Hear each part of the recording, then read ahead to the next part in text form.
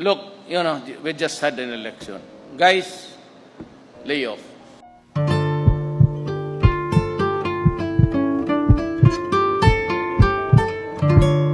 Sapat po yung basehan para ma-impeach si VP.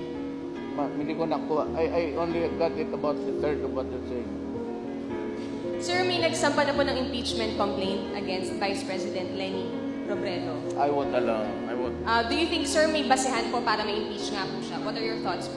Look, we just had an election. Guys, lay off. Stop it. You can do other things, but do not tinker with the structure of government. I will not countenance it. Elected yung tao. So, why do you have to sit just because he keeps on harping on me? Yeah, this is a democracy. It's freedom of speech. Wala naman, there is no or there are no overt acts.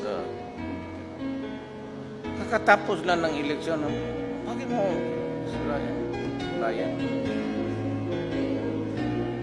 Ako, alay mo ako. Baka hindi na ako magising bukas sa bangungot. Okay na. Siya naman, pero you create trouble there. Ayaw yung military kasi ayaw na hindi naman tamad, pero bakit mo dagdagan yung problema nila? Pati police. Who will keep order in this country kundi sila? Ngayon magsabi lang, hindi lang natin na ba magsabi lang, ang inang mga to gusto ng gulo.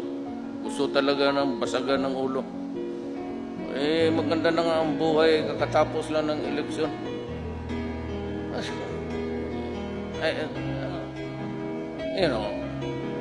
This is a democracy. Leaders are elected. If you don't have to be son of a bitch, it's still the people's choice. Remember that.